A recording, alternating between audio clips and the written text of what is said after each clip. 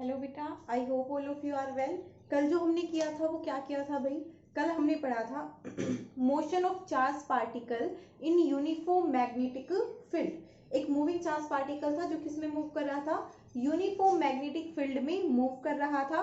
और उसमें हमने देखा था कि चार्ज पार्टिकल किस तरह से फील्ड के इफेक्ट के अंडर मूव करता है। ठीक है, कि अगर एक बार फील्ड में चला गया तो वो किस तरह से मूव करेगा। किस तरह से मूव कर रहा था? सर्कल में मूव कर रहा था।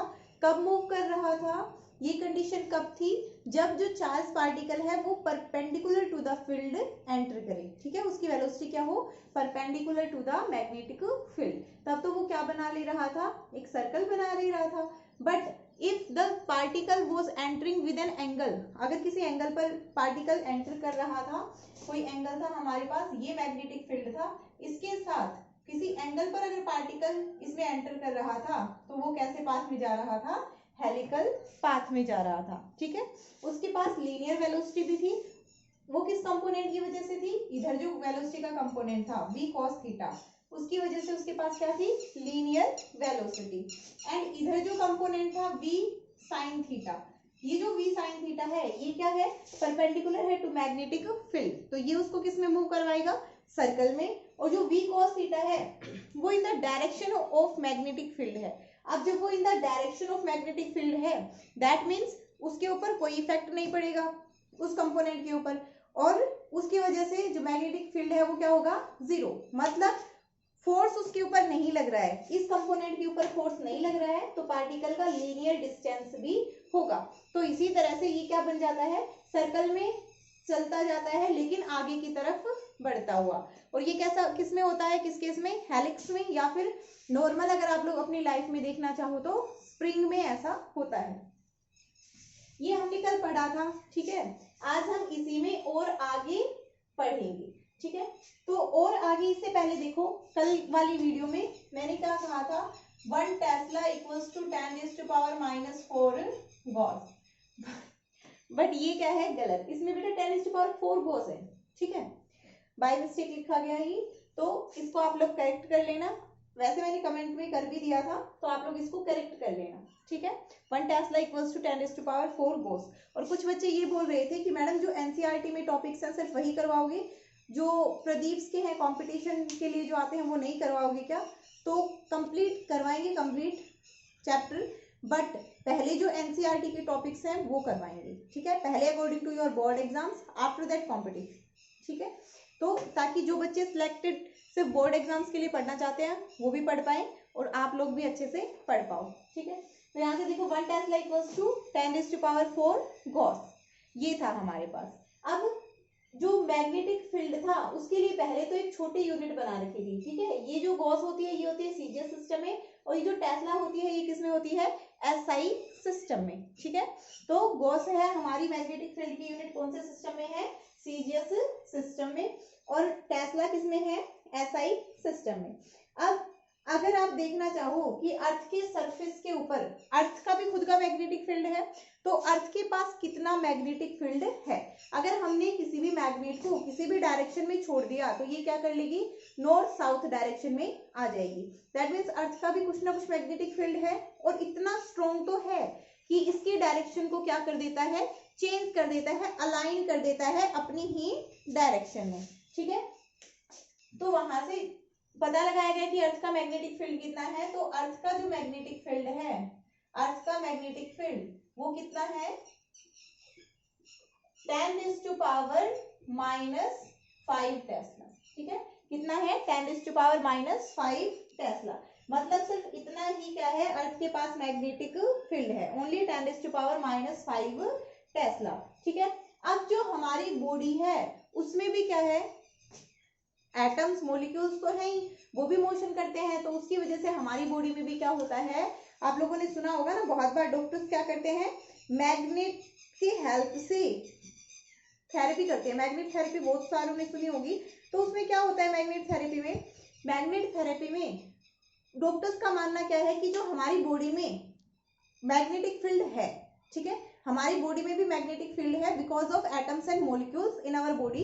अब वो क्या हो गया है, वो मैग्नेटिक फील्ड अलाइन हो गया है, ठीक है, ऐसे हो सकता है या फिर ऐसे, और होना कैसे चाहिए, वो नॉर्थ साउथ डायरेक्शन में। तो जब वो अलाइन हो जाता है तब हमारी बॉडी में क्या होना स्टार्ट हो जाता है, प्रॉब्लम्स आनी स्टार्ट हो जाती हैं। तो उसको जो मैग्नेटिक थेरेपी होती है उसके थ्रू उस चीज को ठीक किया जाता है, ठीक है, आपकी बॉडी के मैग्नेटिक फील्ड को ठीक किया जाता है। तो उसके लिए भी वो क्या करते हैं, उनके पास अगर आपने कभी मशीन देखी हो तो मशीन से चीजों को ठीक करते रहते हैं, ठीक है, कि इतना लगाना है इतना लगाना है। तो हमारी बॉडी का जो मैग्नेटिक फील्ड है, हमारी बॉडी के अंदर जो मैग्नेटिक फील्ड है वो कितना है, 10⁻⁻10 टेस्ला।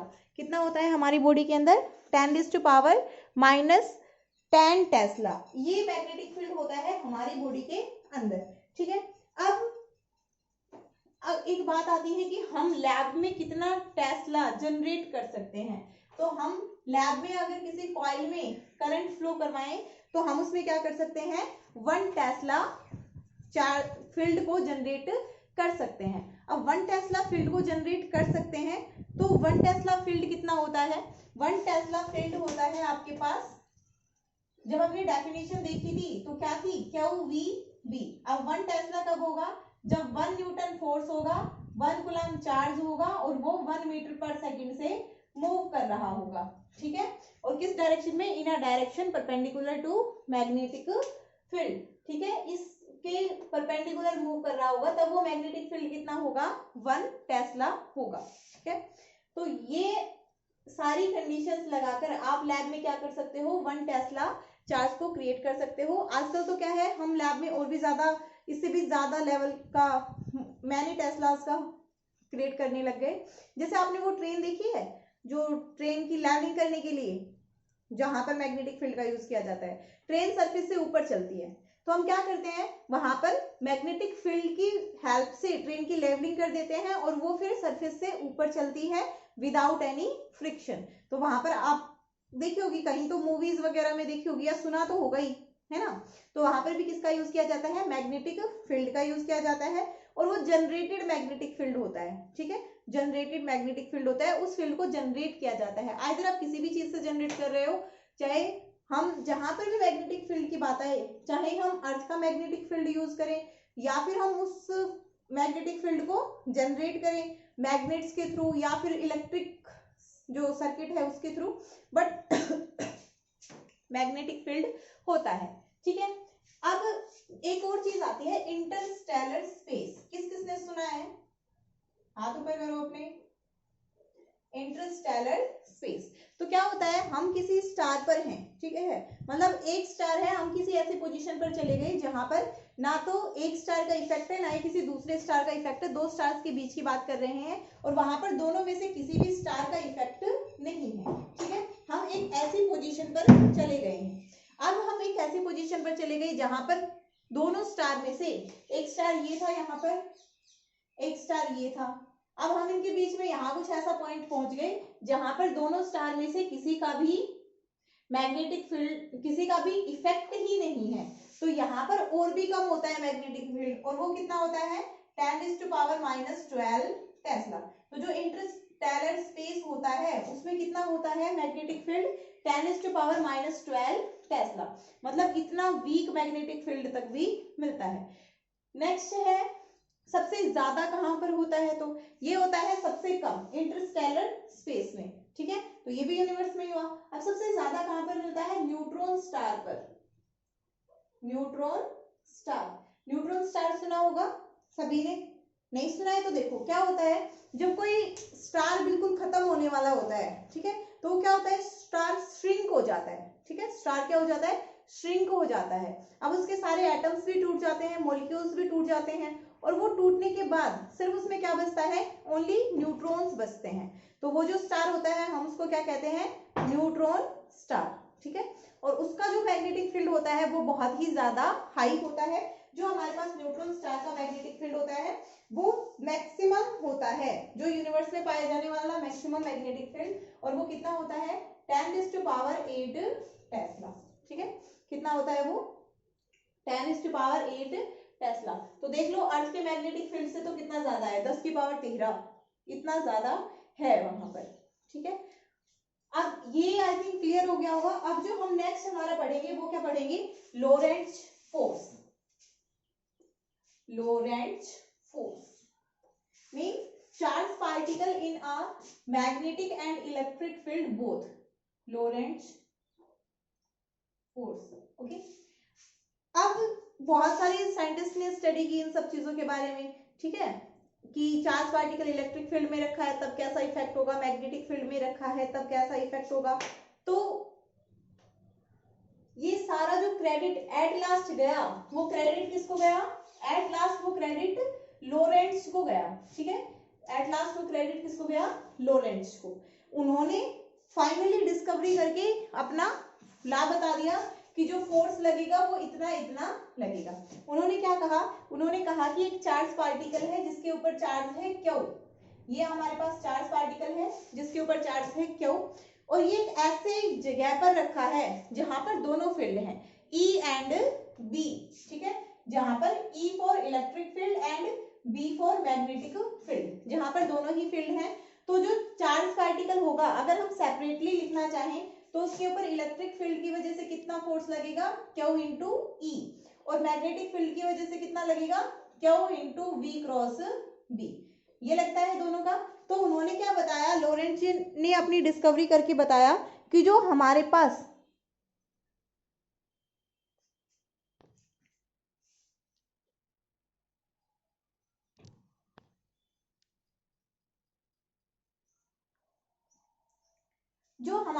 फोर्स लगेगा वो कितना लगेगा भाई, वो फोर्स हमारे पास लगेगा F equals to Q into E plus V cross B, ठीक है, या फिर Q into E plus Q into V cross B, ठीक है। उन्होंने क्या कहा कि अगर कोई चार्ज पार्टिकल कंबाइनली रखा है इलेक्ट्रिक एंड मैग्नेटिक फील्ड में, तो जो उनके उस चार्ज पार्टिकल के ऊपर जो फोर्स लगेगा वो कितना होगा, Q into E plus Q into V cross B, ये लगेगा आपके पास उसके ऊपर फोर्स। अब फोर्स की डायरेक्शन कैसे देखेंगे हम, तो फोर्स की डायरेक्शन कैसे देखते हैं भाई, E के लिए तो फोर्स की डायरेक्शन क्या होती है, ऑलवेज फोर्स क्या करेगा, उसको अपनी डायरेक्शन में अलाइन करने की कोशिश करेगा, ठीक है। और V क्रॉस B के लिए कैसे होगी, हमें पता है V क्रॉस B के लिए राइट हैंड थंब रूल, ठीक है, राइट हैंड थंब रूल या फिर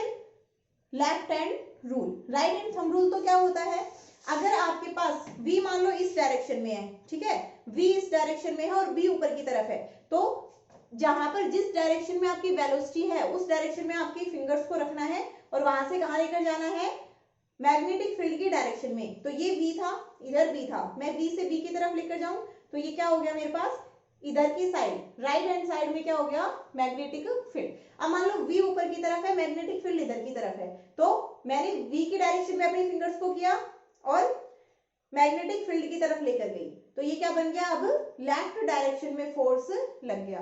तो ये तो था क्या, लेफ्ट हैंड रूल। अब अगर मैं बात कर लूं, सॉरी राइट हैंड रूल, ठीक है, राइट हैंड रूल था ये कर्ल वाला, जो कि हर वेक्टर की जो क्रॉस प्रोडक्ट है उसकी डायरेक्शंस को देखने के लिए हमारे पास आता है। अब नेक्स्ट जो है हमारे पास वो क्या है, लेफ्ट हैंड रूल। तो पहले भी देखो मैंने क्या कहा था कि V इधर है, V इधर है, तो V की डायरेक्शन में मेरी ये वाली फिंगर, ठीक है, V की डायरेक्शन में मेरी ये वाली फिंगर। अब B के लिए मैंने क्या बोला था, B ऊपर है, तो देखो ये हो गया V इधर B ऊपर, और फोर्स हमेशा क्या रिप्रेजेंट करता है, force represents, sorry thumb represents the direction of force, ठीक है। तो मतलब राइट साइड में आ गई। तो जब मैंने कहा था लेफ्ट हैंड, अगर मैं राइट हैंड से देखूं तो भी राइट में, मैं V से B की तरफ आ रही हूँ, ये V है, V से B की तरफ, तो आप चाहे लेफ्ट हैंड रूल का यूज करो या फिर राइट हैंड रूल का यूज करो, दोनों से ही आपके पास डायरेक्शन क्या आएंगी, सेम आएंगी, ठीक है। बस आपको यूज करना आना चाहिए, और यूज भी क्या करना आना चाहिए बेटा, जो आपके क्रॉस प्रोडक्ट में पहले लिखा है उसकी तरफ से दूसरे की तरफ आपको जाना है, ठीक है, V क्रॉस B। अगर आपके पास A क्रॉस B होता, कल भी मैंने बताया था A क्रॉस B होता, तब भी आपको पहले से दूसरे की तरफ जाना था, अभी भी पहले की से दूसरे की तरफ ही आपको जाना है, ठीक है। तो अब देखो हम एक कंडक्टर की बात कर लेते हैं, कंडक्टर के अंदर चार्ज होते हैं,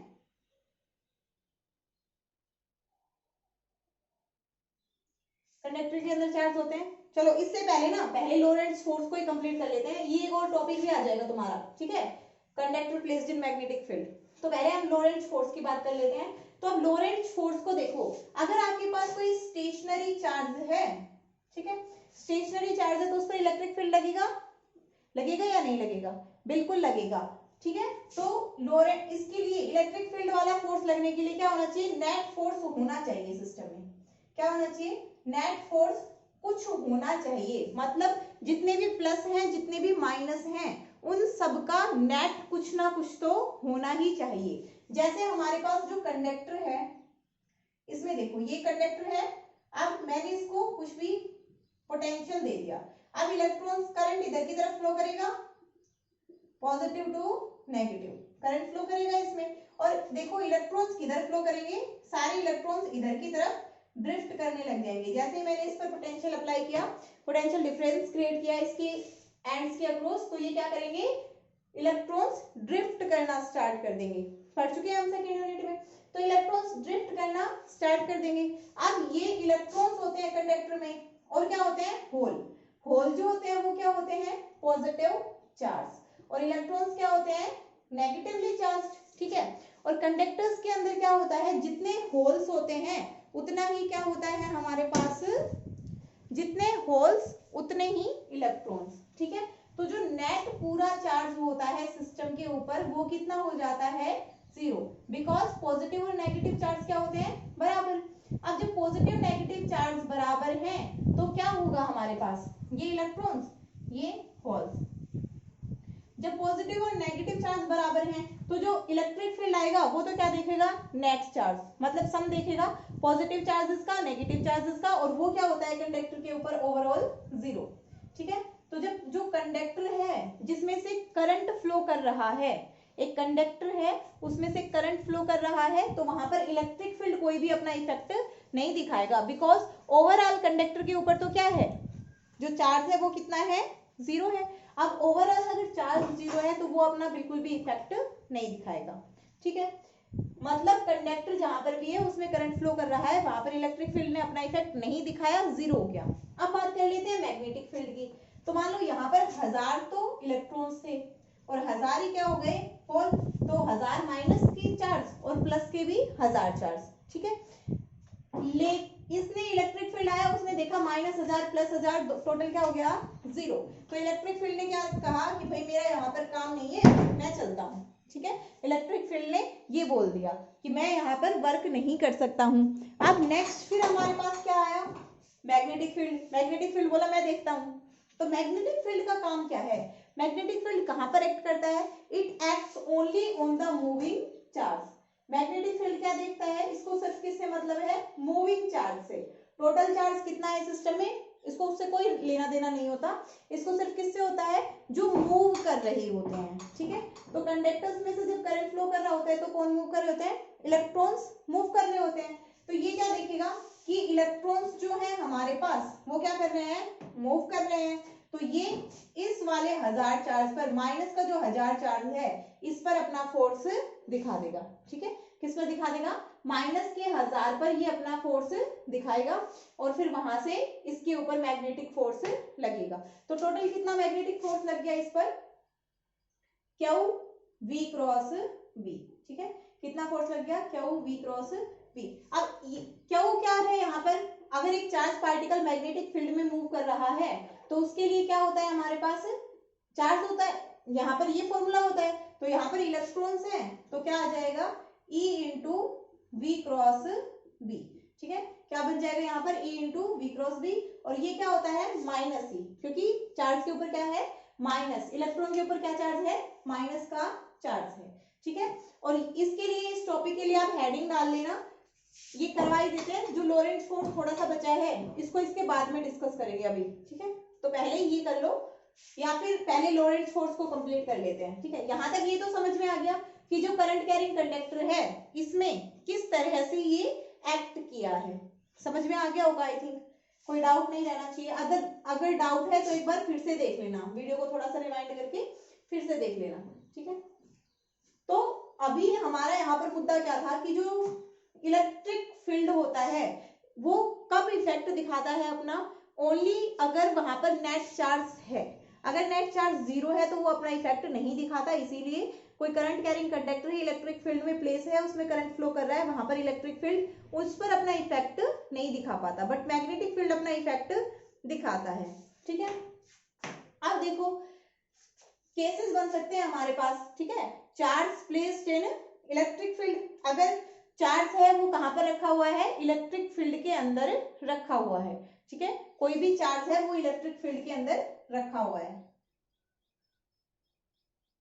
तो हमारे पास 4 केसेस हो सकते हैं। ठीक है, अब charge which is placed in electric field, हम ये देखेंगे कि कोई भी हमारे पास जो चार्ज है वो इलेक्ट्रिक फील्ड में रखा हुआ है, या फिर आप यहां से क्या देखो, लोरेंट्ज फोर्स ऑन इलेक्ट्रिक चार्ज। ठीक है, हम क्या देखेंगे, अब लोरेंट्ज फोर्स देखेंगे इलेक्ट्रिक चार्ज के ऊपर, कि इलेक्ट्रिक चार्ज के ऊपर कितना लोरेंट्ज फोर्स होगा। तो पहले हम यहां से देख लेते हैं कि इलेक्ट्रिक चार्ज के ऊपर कितना लोरेंट्ज फोर्स होगा। तो इसके लिए पहले देखो, ये यहाँ पर क्या है, इलेक्ट्रिक फील्ड। ठीक है, क्या है ये इलेक्ट्रिक फील्ड, डायरेक्शन इसकी इधर की साइड है। ओके, ये इलेक्ट्रिक फील्ड हो गया, इसकी डायरेक्शन है इधर की साइड है, इसकी डायरेक्शन। अब देखो भाई, ये हमारे पास इलेक्ट्रिक फील्ड, इस तरफ इसकी डायरेक्शन है। अब मैंने इसमें क्या रखा, एक स्टेशनरी चार्ज रख दिया। केस फर्स्ट क्या है मेरे पास, मैंने क्या रखा, केस फर्स्ट स्टेशनरी चार्ज। ठीक है, क्या रखा है, स्टेशनरी चार्ज रखा है। अब जब ये स्टेशनरी चार्ज मैंने इसके ऊपर रखा है, यहां पर स्टेशनरी चार्ज रखा है, तो ये जो स्टेशनरी चार्ज है ये क्या करेगा, जब चार्ज स्टेशनरी है, इलेक्ट्रिक फील्ड में रखा है, तो उसके ऊपर कितना फोर्स लगेगा, Q इंटू ई, ये फोर्स लगेगा। तो यहां से Q इंटू ई फोर्स इस चार्ज के ऊपर लग रहा है, और आप लोगों ने पढ़ा है कि जब फोर्स के ऊपर चार्ज लगे, किसी भी सब्सटेंस के ऊपर अगर फोर्स लगेगा तो वो क्या करेगा, मूव करेगा। ठीक है, ये हम लोगों ने पढ़ रखा है। और किस एक्सेलरेशन के साथ मूव करता है, F बाय m। ठीक है, F बाय m, F क्या है यहाँ पर, QE, और मास क्या है, हमने उस चार्ज पार्टिकल का मास मान लिया m। तो ये पार्टिकल किस पार्टिकल में कितना एक्सेलरेशन होगा, QE बाय m, मतलब ये रेस्ट पर था, रेस्ट से क्या करने लग जाएगा, मूव करने लग जाएगा। और किस डायरेक्शन में, in the direction of electric field. तो ये क्या करने लग जाएगा, the charge will start to move, charge will start to move करने लग जाएगा in the direction of electric field. तो अगर कोई स्टेशनरी चार्ज आपने इलेक्ट्रिक फील्ड में रखा है, तो वो चार्ज क्या करने लग जाएगा, मूव करने लग जाएगा in the direction of electric field. ठीक है, इलेक्ट्रिक फील्ड की डायरेक्शन में चार्ज हमारा मूव करने लग जाएगा। ठीक है, ये केस फर्स्ट हो गया। अब केस सेकंड, अब इसके लिए आप देखो, अगर आप इसकी फाइनल वेलोसिटी देखना चाहो तो फाइनल वेलोसिटी क्या है, v स्क्वायर बराबर u स्क्वायर प्लस 2as। ये फॉर्मूला होता है हमारे पास, डिस्टेंस देखना हो या फिर हमें फाइनल वेलोसिटी देखनी हो। तो यहाँ पर u इनिशियली तो ऑब्जेक्ट किस पर था, एट रेस्ट था। ठीक है, तो v क्या बन जाएगा, v स्क्वायर बराबर 2as, और v किस वेलोसिटी के साथ मूव करेगा, ये 2as वेलोसिटी के साथ मूव करेगा। ठीक है, 2as वेलोसिटी के साथ ये मूव करेगा। तो ये क्या हो गई हमारे पास वेलोसिटी, और वेलोसिटी कितनी आ जाएगी, √2as। ठीक है, एक की वैल्यू हमें यहाँ से पता है, डिस्टेंस की वैल्यू गिवन होगी अगर न्यूमेरिकल्स में, तो ये हम इजीली निकाल सकते हैं कि एक स्टेशनरी चार्ज अगर इलेक्ट्रिक फील्ड में रखा है तो उसके ऊपर कितना फोर्स लगेगा, Q इंटू ई, उसका कितना एक्सेलरेशन होगा, QE बाय m, और उसकी वेलोसिटी क्या होगी, 2as। और उसके साथ अगर ये बोल दिया जाए कि स्टेशनरी चार्ज इलेक्ट्रिक फील्ड में रखने के बाद एक वेलोसिटी गेन कर लेता है, कितनी, कुछ भी वेलोसिटी दे दे कि ये वेलोसिटी गेन कर लेता है, ये फोर्स लग रहा है, तो कितना डिस्टेंस ट्रेवल करेगा। ठीक है, कितनी देर के लिए लगा, तो वहां से आप क्या कर दोगे, s यहां से निकाल दोगे। ठीक है, तो इन तीनों क्वांटिटीज में से दो आपको गिवन होगी, एक आपको निकालनी होगी। यहाँ पर हो सकता है एक्सेलरेशन ना देकर पार्टिकल का मास और फोर्स दे दे, तो फिर आप एक्सेलरेशन यहाँ से निकाल लोगे, ठीक है। फोर्स भी ना देकर इलेक्ट्रिक फील्ड और चार्ज दे दे तो आप यहाँ से निकाल लोगे। सिर्फ फॉर्मूले पता होने चाहिए कि हमने वहां पर वो पढ़ा था, आपको उनको फिर यूज करना है। तो केस फर्स्ट आप लोगों का क्लियर हो गया है। आई डोंट थिंक है कि किसी भी बच्चे को कोई डाउट होगा केस फर्स्ट में। अगर फिर भी डाउट है तो आप लोग पूछ सकते हो मुझसे, ठीक है। नेक्स्ट क्या है कि अगर इस पार्टिकल के पास इनिशियल वेलोसिटी कुछ होती, ठीक है, इस पार्टिकल के पास कुछ इनिशियल वेलोसिटी होती, उस टाइम पे क्या होता। यहाँ पर तो क्या था, इनिशियली पार्टिकल 0 था। अब जब इनिशियल वेलोसिटी है पार्टिकल के पास, तो हमारे पास क्या हो सकता है, दो केसेस हो सकते हैं। एक तो पार्टिकल किसमें मूव कर रहा हो, in the direction of field, और दूसरा पार्टिकल किसमें मूव कर रहा हो, in a direction opposite to field, ठीक है। देखो भाई case second,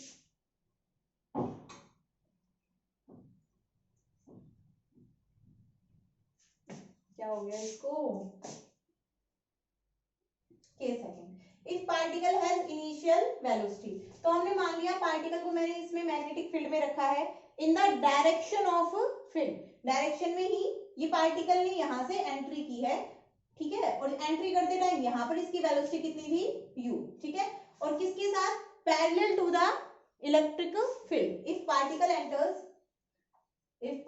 enters parallel to the electric field, अगर पार्टिकल इलेक्ट्रिक फील्ड की पैरेलल एंटर करे, ठीक है, अगर पार्टिकल हमारे पास इलेक्ट्रिक फील्ड के पैरेलली एंटर करता है तो क्या होगा, उसकी इनिशियल वेलोसिटी क्या हो जाएगी, u, ठीक है। एक्सीलरेशन हमको पता ही है क्या होता है, q/m, ओके। अब आपको निकालनी है फाइनल वेलोसिटी, तो फाइनल वेलोसिटी वही फॉर्मूला है, v² = u² + 2as, ठीक है। आप देखो v क्या हो जाएगा, u² + 2as का रूट, ठीक है, तो उसकी फाइनल वेलोसिटी क्या हो जाएगी, u² + 2as का रूट, ठीक है, ये हो जाएगी उसकी फाइनल वेलोसिटी अगर पार्टिकल एंटर करता है किस वेलोसिटी के साथ, u की वेलोसिटी के साथ, ठीक है।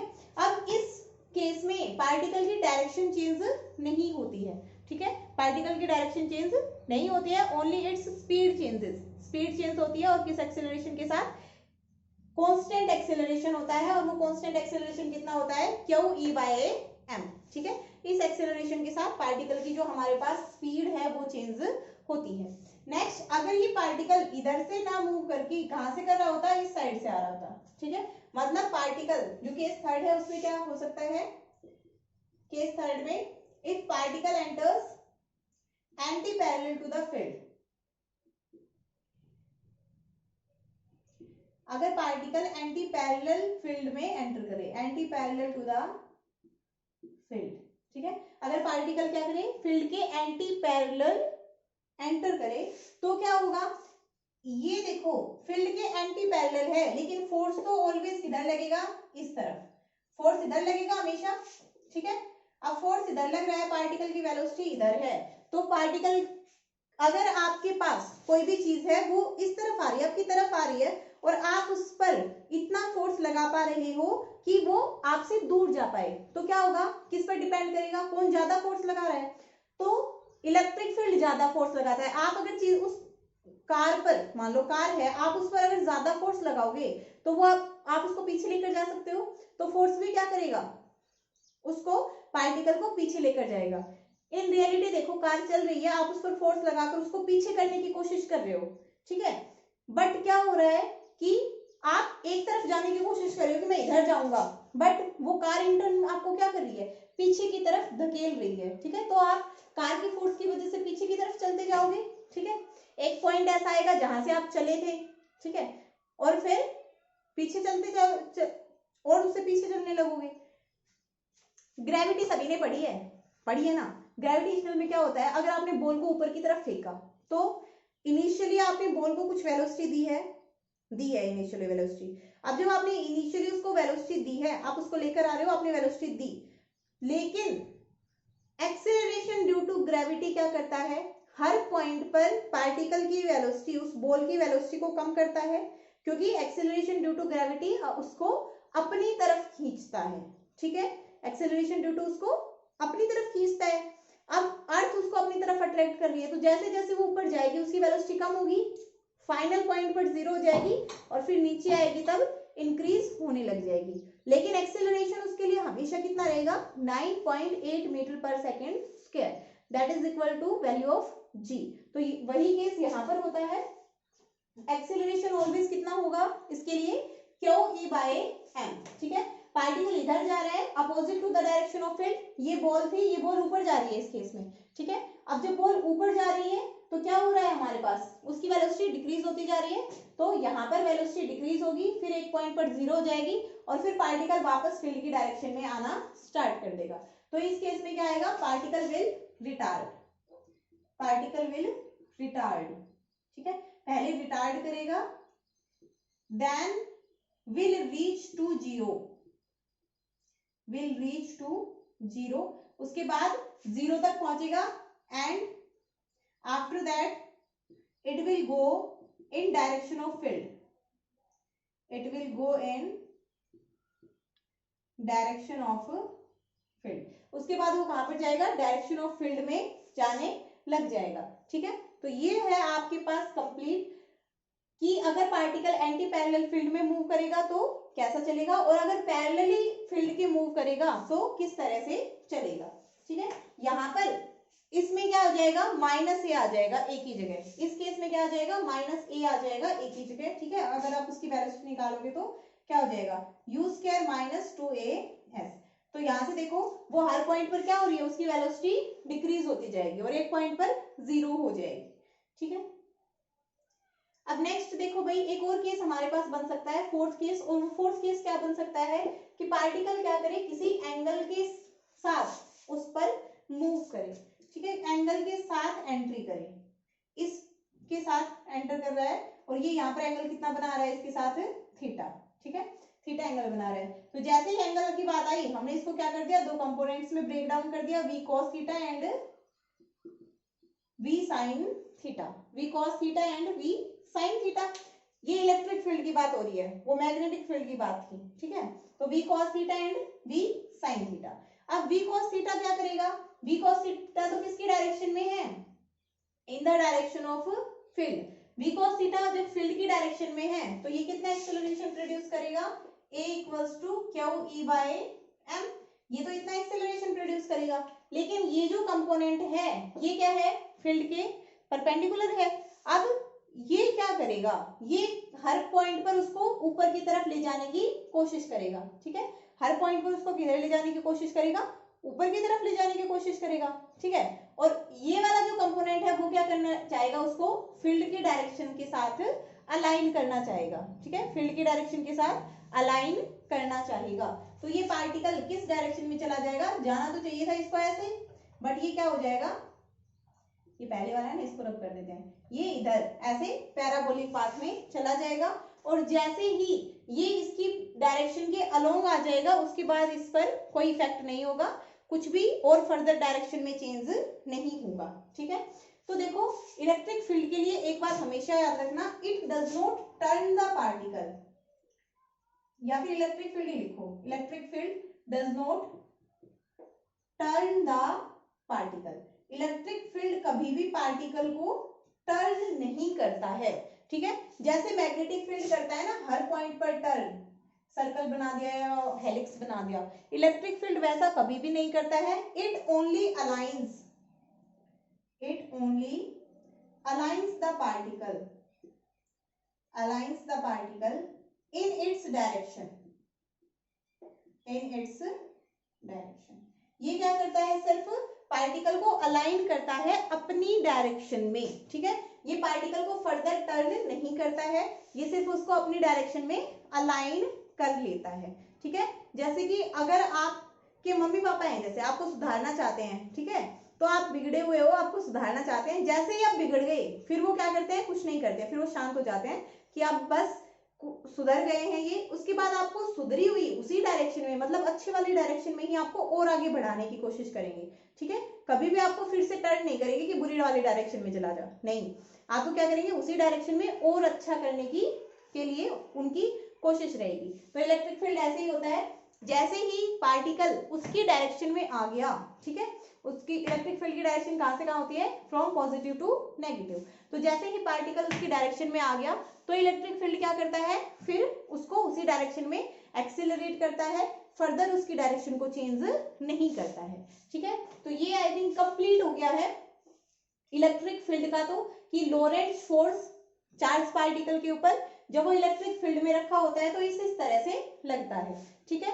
अब अगर मैग्नेटिक फील्ड में हो तो क्या होगा, तो वो हम पढ़ेंगे। एक मिनट टाइम देख लेते हैं कितना हो गया, काफी हो गया है भाई, काफी लंबा लेक्चर हो गया है, तो वो हम कल वाले लेक्चर में कर लेंगे, कोई दिक्कत नहीं है, ठीक है। तो ये आप लोग यहाँ से अगर इसके कोई भी न्यूमेरिकल्स आते हैं तो वो आप लोग अच्छे से इजीली कर सकते हो, ठीक है। अब एक चीज देखेंगे कल जो हम करेंगे नेक्स्ट, वो क्या करेंगे, force on a conductor placed in magnetic field, ठीक है। तो एक डेरिवेशन जो सिंपल वाला है वो आज कर लेते हैं, ठीक है, और बाकी वाला कल कर लेंगे। तो force on a conductor placed in magnetic field, ठीक है, मैग्नेटिक फील्ड में जो कंडक्टर रखा होगा उस पर कितना फोर्स लगेगा। तो देखो अभी अभी जो हमने किया था पूरा, जब हमने लोरेंट्ज फोर्स पढ़ा था उस टाइम पे हमने क्या देखा था कि कंडक्टर के ऊपर इलेक्ट्रिक फील्ड तो क्या है, जीरो है, ठीक है, इलेक्ट्रिक फील्ड कितना लगेगा, zero, because there is no net charge on the conductor, net charge on the conductor is zero because no charge is entering, no charge is leaving the conductor, कोई भी charge conductor को छोड़ के थोड़ी ना जा रहा है, ठीक है, जितना यहाँ से निकल रहा है उतना ही इधर से एंटर कर रहा है, तो टोटल चार्ज जो है कंडक्टर के ऊपर वो कितना है, जीरो। तो जब आप इसको लोरेंट्ज फील्ड में रखोगे तो वहां पर इलेक्ट्रिक फील्ड की वजह से इसके ऊपर कोई भी इफेक्ट नहीं होगा, ठीक है, सिर्फ किसकी वजह से इफेक्ट होगा, only because of magnetic field, और मैग्नेटिक फील्ड की वजह से एक इलेक्ट्रॉन के ऊपर कितना चार्ज लगेगा, minus E V cross B, ठीक है, minus E V cross B, और जो इलेक्ट्रॉन की वेलोसिटी होती है वो क्या होती है, ड्रिफ्ट वेलोसिटी, क्या होती है वो, ड्रिफ्ट वेलोसिटी होती है। तो ये क्या हो जाएगा, v, इसको मैं स्मॉल f लिख दूं, ये क्या है, फोर्स ऑन वन इलेक्ट्रॉन, ठीक है, एक इलेक्ट्रॉन पर इतना फोर्स लगेगा। अब टोटल उसमें तो बहुत सारे इलेक्ट्रॉन्स है, बहुत सारे इलेक्ट्रॉन्स है ना, तो वो इलेक्ट्रॉन्स हम कैसे निकालेंगे, जो n होता है वो हमारे पास किसको शो करता है, नंबर डेंसिटी को, किसको शो करता है, n हमारे पास नंबर डेंसिटी को शो करता है, और नंबर डेंसिटी क्या होती है, number of particles per unit volume, number density क्या होती है भाई हमारे पास, total number of particles per unit volume, ठीक है। अब देखो ये हमारे पास, मैं इसको स्मॉल एन ले लेती हूँ, ठीक है, स्मॉल एन, तो ये हो गई मेरे पास नंबर डेंसिटी, नंबर डेंसिटी। अब जब एनर्जी डेंसिटी होती है तो उसको हम क्या लिखते हैं, energy upon volume, mass density होती है तो उसको लिखते हैं मास अपॉन वॉल्यूम, तो नंबर डेंसिटी को क्या लिखेंगे, नंबर अपॉन में वॉल्यूम, ठीक है। तो इस कंडक्टर का वॉल्यूम कितना हो जाएगा, एरिया ऑफ क्रॉस सेक्शन मान लो a और लेंथ मान लो इसकी l, तो क्या हो जाएगा, इसका जो वॉल्यूम है वो क्या हो जाएगी, n अपॉन में a इंटू एल। अगर मैं टोटल नंबर ऑफ, ये होता है जो ऊपर है ना हमारे पास, ये होता है टोटल नंबर ऑफ पार्टिकल्स, तो पूरी वॉल्यूम में n नंबर ऑफ इलेक्ट्रॉन्स हैं, तो ये किस तरह से निकल आएगा, और n डेंसिटी, नंबर डेंसिटी मतलब आपने उस वॉल्यूम का छोटा हिस्सा लिया, पर यूनिट वॉल्यूम लिया, तो उसमें कितने पार्टिकल्स मिले आपको, सिर्फ कितने इलेक्ट्रॉन्स मिले, ओनली स्मॉल n, ठीक है। आपको ये वैल्यू पता है तो आप टोटल नंबर ऑफ निकाल सकते हो, टोटल नंबर ऑफ पार्टिकल्स कैसे आ जाएंगे, total number of particles n equals to n into a l, ये हो गया टोटल नंबर ऑफ इलेक्ट्रॉन्स, ठीक है। पार्टिकल्स अगर मैं बोल रही हूँ उसका मतलब यहाँ पर मेरा इलेक्ट्रॉन से ही है, ठीक है। तो अगर मैं टोटल फोर्स निकालना चाहूँ, ये तो था force on one electron, total force निकालना चाहूँ तो मैं क्या कर सकती हूँ, इसको NaL से मल्टीप्लाई कर सकती हूँ, NaL और EVD क्रॉस B, यही आ जाएगा हमारे पास, और ये क्या है, माइनस में है, ठीक है, किस में है, ये माइनस के साइन के साथ है। माइनस का साइन क्यों आया है यहाँ पर, क्योंकि जो हमारा चार्ज है वो कैसा है, माइनस है, ठीक है। अब देखो भाई नेक्स्ट हमने जो हमारा लास्ट चैप्टर था उसमें हमने क्या पढ़ा था, करंट और ड्रिफ्ट वेलोसिटी के बीच में रिलेशन पढ़ा था ना।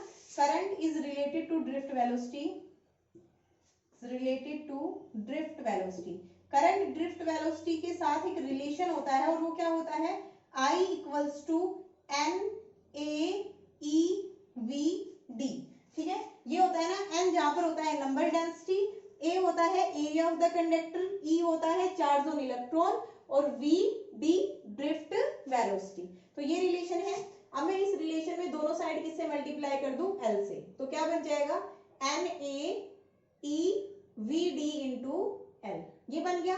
अब देखो यहाँ पर जो आई है वो तो किसकी डायरेक्शन है, वो तो क्या है करंट। ठीक है, आई क्या है, करंट है, और इसकी डायरेक्शन किधर होती है, opposite to the direction of electron. मतलब जिस डायरेक्शन में करंट फ्लो कर रहा है, इलेक्ट्रॉन उसके अपोजिट डायरेक्शन में फ्लो करते हैं, है ना, या फिर कह सकते हो कि इलेक्ट्रॉन्स के अपोजिट डायरेक्शन में करंट फ्लो करता है। तो ये यहाँ से क्या आ जाएगा, दोनों के बीच माइनस साइन आ जाएगा। उस टाइम पे जब आप एल को क्या कंसिडर करोगे, वेक्टर में।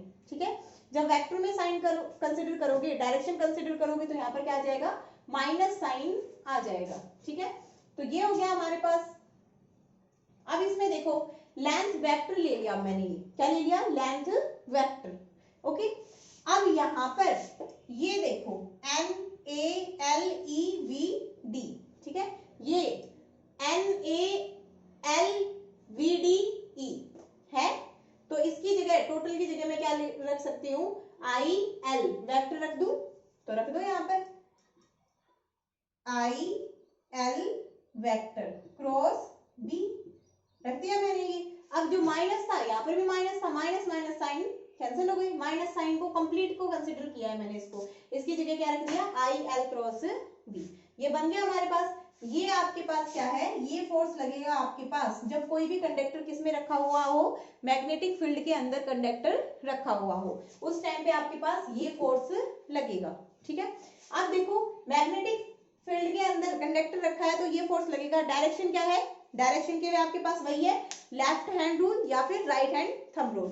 तो अगर इसमें देखो यहाँ पर एल, ये इलेक्ट्रॉन्स की डायरेक्शन है, इलेक्ट्रॉन्स इधर जा रहे हैं तो करंट कैसे फ्लो करेगा, इस तरह से करंट फ्लो करेगा।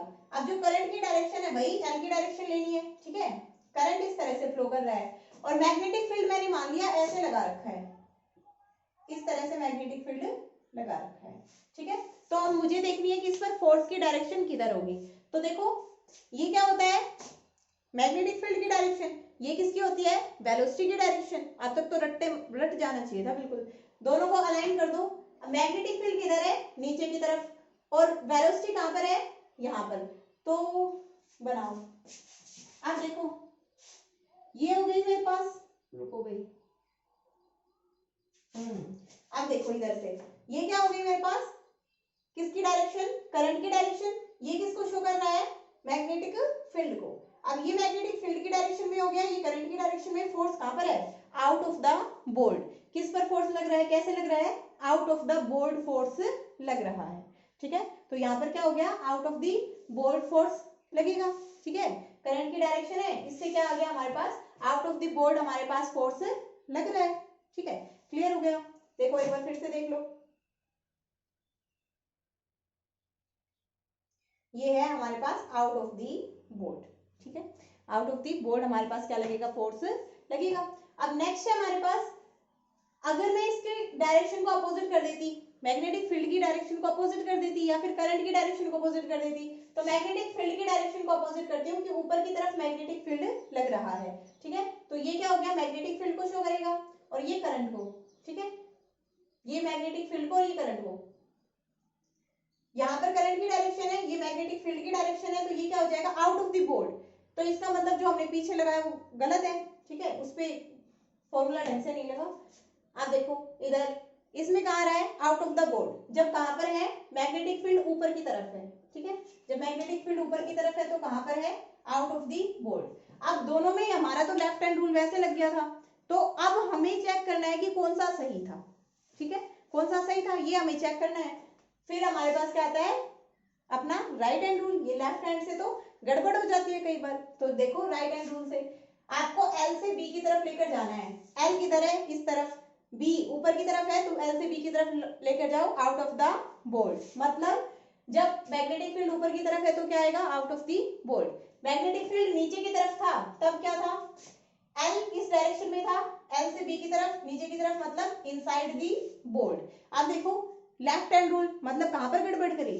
अब देखो लेफ्ट हैंड रूल, जैसे हमने जब उस टाइम पे हमने क्या किया था, इस तरह से कर दिया ऐसे, ठीक है।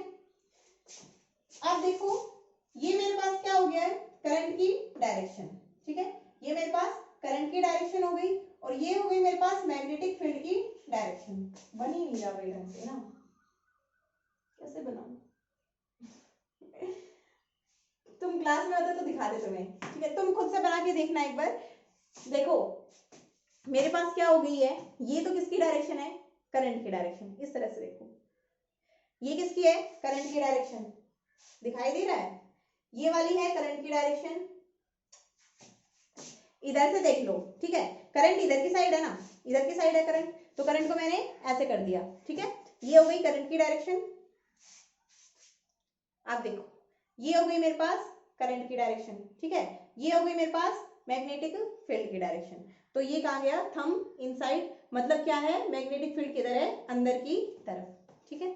तो आप लेफ्ट हैंड रूल जब थोड़े बहुत दिनों के लिए लगा लोगे तब आपके पास क्लियर हो जाएगा। तो ये हमारे पास इस तरह से आप डायरेक्शन निकाल सकते हो। मैं तो यूजुअली किससे निकालती हूँ, राइट हैंड रूल से, ठीक है। वो बिल्कुल भी गलती कभी भी नहीं हो सकती। अब लेकिन कभी कभार ऐसा होता है कि हम राइट हैंड रूल से नहीं बता पाते हैं, तो हमें क्या करना होता है, लेफ्ट हैंड रूल यूज करना पड़ता है। आप किसी का भी यूज करो। तो अब देखो यहाँ पर जो हमारे पास पार्टिकल है, इसके यहाँ पर भी चार्ज है, यहाँ भी चार्ज है, यहाँ भी चार्ज है। मान लो ये मेरे पास कंडक्टर है, ठीक है। तो कंडक्टर यहाँ पर भी चार्ज है, यहाँ भी, यहाँ पर भी, यहाँ पर भी, यहाँ पर भी, ठीक है। हर जगह पर चार्ज है तो हर जगह पर फोर्स भी लगेगा। अब फोर्स लगेगा तो ये कंडक्टर अलाइन नहीं होगा कहीं भी, ये क्या करेगा, सीधा पूरा का पूरा जाएगा, पूरा का पूरा मूव करेगा। इसका मतलब जब आप किसी भी कंडक्टर को मैग्नेटिक फील्ड में रखते हो तो वो पूरा का पूरा मूव करता है। जैसे इलेक्ट्रिक मोटर की बात करेंगे, अब हम आगे इलेक्ट्रिक मोटर पढ़ेंगे, तो उसमें इसी फिनोमिनन का यूज होता है कि जब आपने कंडक्टर को मैग्नेटिक फील्ड में रखा, मान लो आपके पास कोई भी कंडक्टर है, उसने आपको मैग्नेटिक फील्ड में आपने उसको रख दिया, चाहे कैसे भी रखा हो, तो क्या हो जाएगा हमारे पास, जब आपने उसको मैग्नेटिक फील्ड में रखा है तो क्या होगा, वो क्या करेगा, मूव करेगा किसी एक सर्टेन डायरेक्शन में, ठीक है। मान लो नीचे की तरफ क्या था आपका, मैग्नेटिक फील्ड था, तो ये हो गया नीचे की तरफ मैग्नेटिक फील्ड। इधर आपका कंडक्टर में करंट फ्लो कर रहा है, तो कंडक्टर क्या करेगा, मेरी तरफ मूव करेगा, ठीक है। तो ये आपके पास टोटल टॉपिक था। एक तो ये हो गया force on a conductor placed in magnetic field, दूसरा लोरेंट्ज फोर्स। दोनों पर कोई भी न्यूमेरिकल आए तो आप लोग कर सकते हो, ठीक है भाई। कोई डाउट हो तो आप लोग कमेंट करके पूछ सकते हो।